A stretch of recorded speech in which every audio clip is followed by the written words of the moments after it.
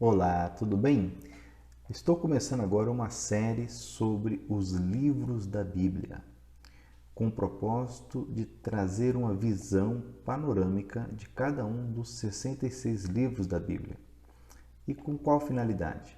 Para motivá-lo a conhecer, a ler, a aprender deste livro sagrado, pois cremos que através dele o Senhor nos traz sabedoria, nos purifica, nos fortalece e capacita.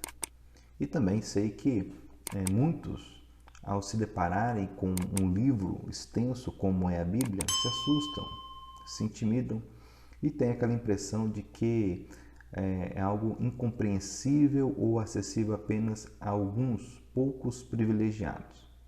Mas o intuito do Senhor, ao deixar esse registro para nós, é de que realmente ele seja um canal, ele seja uma direção para cada um de nós.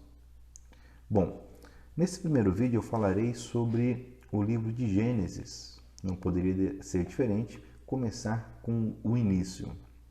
E como eu disse, o intuito desse vídeo e dos próximos é trazer uma visão panorâmica de cada um dos livros, para que ao começar a sua leitura, você tenha uma facilidade maior para compreender o contexto. E assim o Espírito Santo trará também, eu creio, pela fé, uma compreensão mais profunda ao seu coração.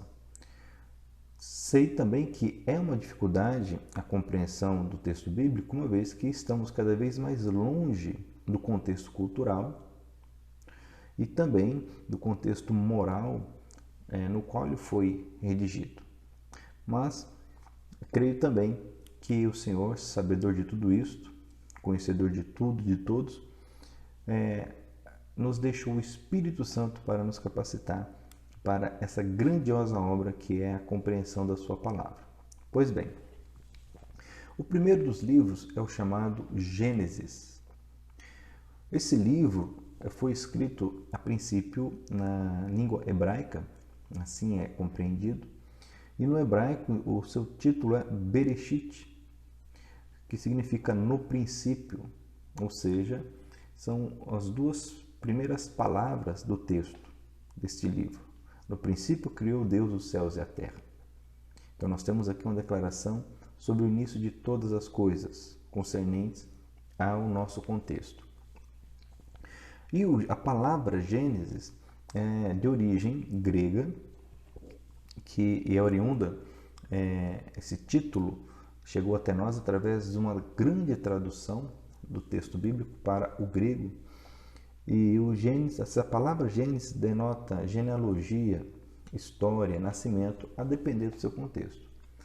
O livro do Gênesis é um dos mais importantes da Bíblia e a sua compreensão é fundamental para entendermos o restante da palavra.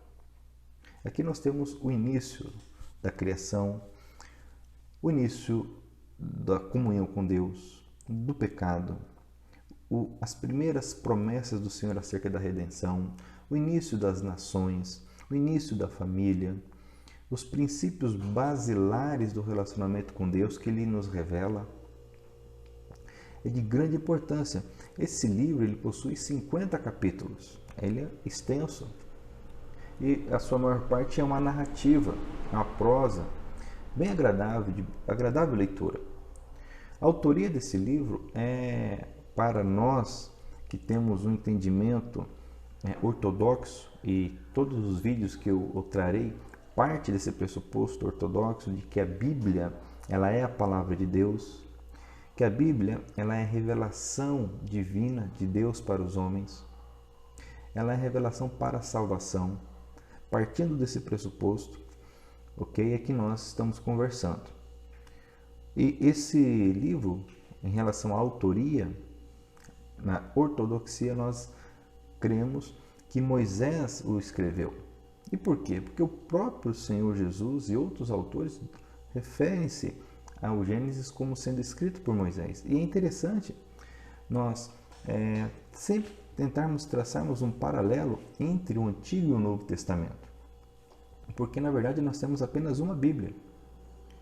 Não há uma Bíblia dividida, mas uma só. Essas divisões são artificiais, são feitas pelo homem para facilitar a compreensão e a leitura.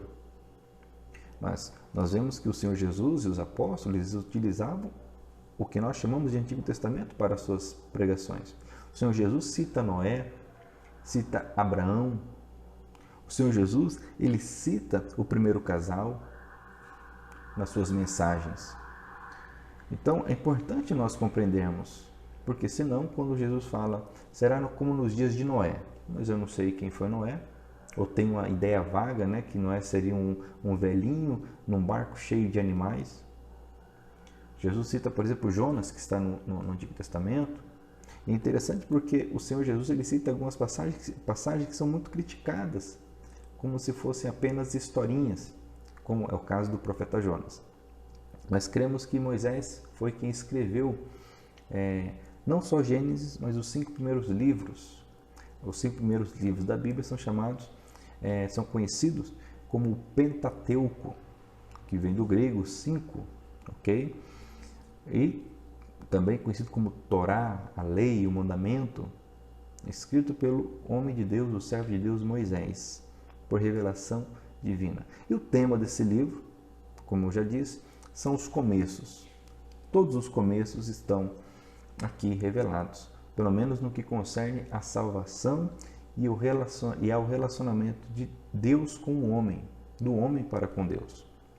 Interessante também nós entendermos ou observarmos aqui, que mais da metade, por exemplo, do capítulo 11 de Hebreus, quando ele fala ali do rol dos heróis da fé, mais da metade desse rol, dessa lista de heróis da fé, que inclusive inclui mulheres, está em Gênesis.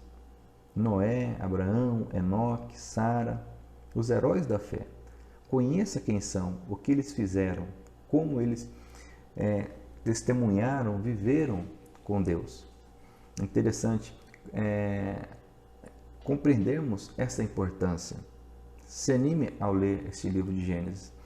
Ele apresenta como Deus, por iniciativa própria, ele estabelece alianças com o seu povo.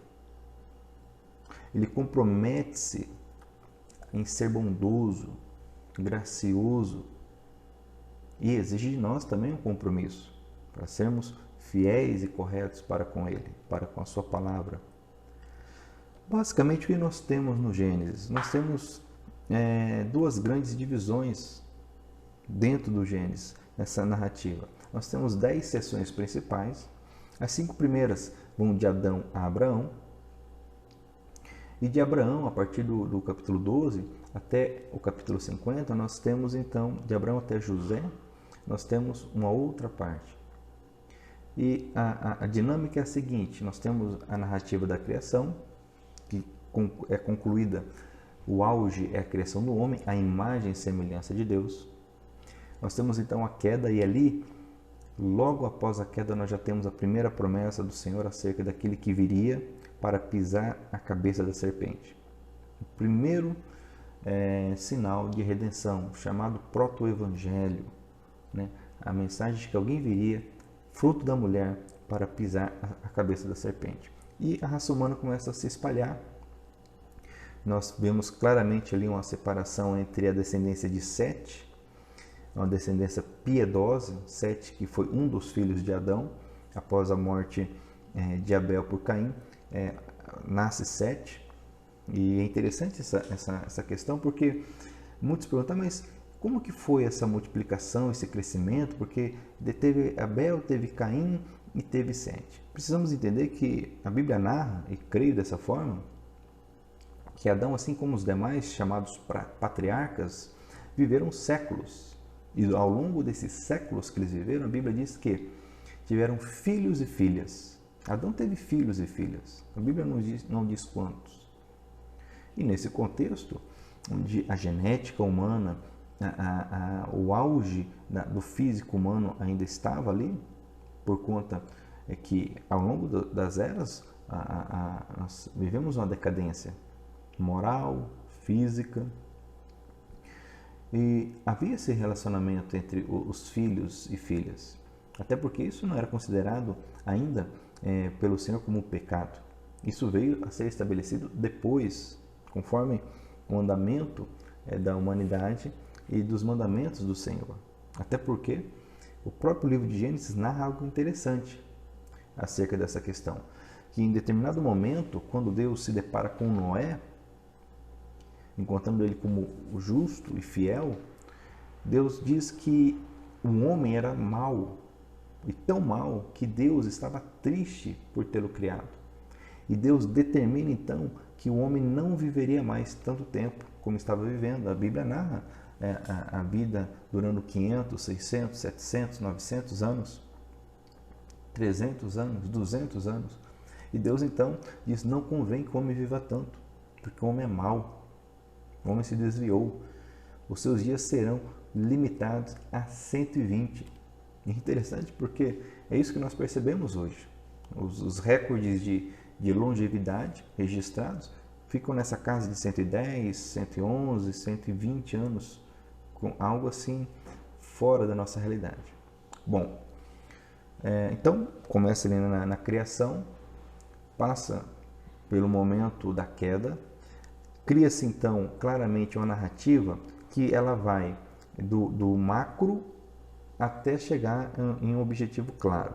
Então narra-se as duas cadeias genealógicas, a da descendência de Sete, que é a chamada descendência piedosa, que adorava o Senhor, de onde sai Enoque, sai Noé, e também temos a descendência de Caim, que por sua vez era orgulhosa, era caracterizada pela produção, pelo trabalho, pela criação, porém orgulhosa, arrogante, e sabemos que a força do pecado é o orgulho, e vai cada vez se desviando. Passando então por esses homens, com várias cadeias genealógicas, é importante nós entendermos aqui que séculos se passam, ainda que a narrativa dure ali versículos ou capítulos, séculos se passam, ok? E nós temos como destaque, por exemplo, Enoque, um antecedente de Noé, que foi tão fiel a Deus que Deus o levou para si, não experimentou a morte. Aí chega Noé, você deve já ter ouvido falar sobre a narrativa do dilúvio, onde Deus envia o juízo, reservando apenas a família de Noé, por amor a Noé. E dessa família, os seus 3 filhos, Jafé, Sem e Cã, surgem então as novas nações, ok? Antes disso é interessante nós percebemos que já havia se espalhado sobre a face da terra a humanidade, porque Deus fez o homem frutífero, Deus fez o homem para produzir, para se multiplicar. Essa é uma ordem do Senhor, se espalhar. Então nós temos, por exemplo, a narrativa da Torre de Babel, que justamente é uma revolta contra essa ordem de Deus de se espalhar, onde o homem decide se amontoar num local para se fortalecer ali.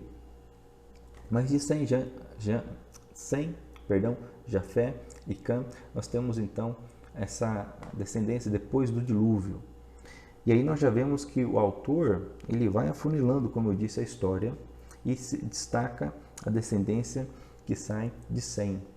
De Sem nós temos a narrativa até chegar em Abraão, cuja história começa no capítulo 12, capítulo 11 e 12 de Gênesis. De Abraão, então, nós temos esse chamado pai da fé, esse que recebe a promessa de Deus de que dele sairiam nações, dele sairiam povos. É interessante porque o cristianismo, o judaísmo e mesmo o islamismo, as 3 maiores religiões monoteístas, ou seja, que adoram apenas um Deus, partem de Abraão, da descendência de Abraão. De Ismael nós temos os árabes, os muçulmanos, nós temos de Isaac os judeus, e dos judeus o nosso Salvador Jesus, o nosso Senhor. Então nos faz também povo da aliança. Então de Abraão nós temos Isaac e Ismael, mas o autor mantém a narrativa em Isaac. De Isaac então nós temos Jacó e Esaú. Então você percebe que o narrador já não está mais falando de nações, de povos, mas ele foca nessa linhagem.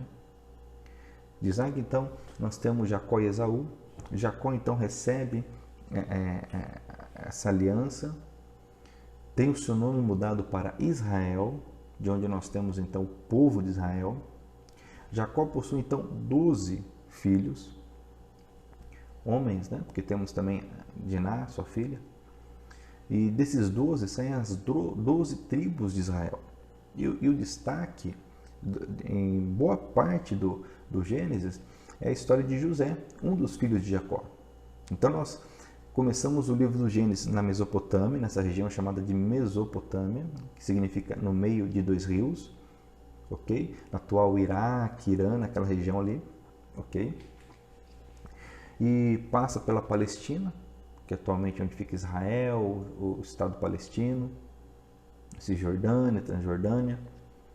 Mas com a narrativa de José, nós chegamos então ao Egito, que fica no norte da África. E assim termina o livro do Gênesis. Nós terminamos então com José governando o Egito, aquele povo descendente de Abraão, que é a grande família de Jacó, cerca de 70 almas, está no Egito. Depois de uma grande narrativa, não vou entrar nos detalhes, você vai ler, o intuito aqui é só traçar um panorama para você compreender. E nós terminamos então esse livro tão fantástico nessa situação. Morre o pai de José, Jacó, morrem seus irmãos, morre José, que teve filhos, Manassés e Efraim, no Egito. E aquele povo, aquela família de Jacó com cerca de 70 almas, agora cresce, se expande de forma fantástica, fazendo parte da cultura, da história dos egípcios, e se davam bem até um certo ponto, ok? E essa é a narrativa final. Com a morte de Jacó, ele abençoando seus filhos, ok? José morrendo, mas profetizando que eles voltariam para a terra de onde saíram, dizendo inclusive, quando saírem, leve meus ossos daqui. Também é declarado como um herói da fé em Hebreus por conta disso, ok? Isso preparando a narrativa do Êxodo, que falarei em outro vídeo, onde justamente nós temos o povo no Egito. Então, como que o povo chegou no Egito? Através de José, que foi levado lá para a salvação de muitos. E essa perspectiva bíblica de José é fantástica, porque ao final desse livro é demonstrada a compreensão de que Deus age para a salvação do seu povo. Quando os irmãos de José se veem com o pai morto e ficam com medo da vingança, possível vingança de José por ter sido traído, vendido, enganado, José diz: olha, vocês intentaram mal contra mim, vocês não entenderam ainda. Vocês intentaram mal contra mim, mas Deus o converteu em bem. E o detalhe, para a salvação de muitos, inclusive da nossa família. E então José ele compreendeu o plano da redenção naquele contexto. E assim nós concluímos essa breve análise desse livro fantástico. Eu creio que isso aguçou aí a sua curiosidade, a sua vontade de ler e conhecer esse livro fantástico. E se você gostou dessa nossa iniciativa de comentarmos, trazendo esse panorama sobre cada um dos livros da Bíblia, então curta esse vídeo, compartilhe e conforme os seus comentários, as suas perguntas, pois estamos abertos a elas, nós vamos então continuar essa série chamada Panorama Bíblico, ok? Então, desde já agradeço por se inscrever em nosso canal e até o nosso próximo vídeo.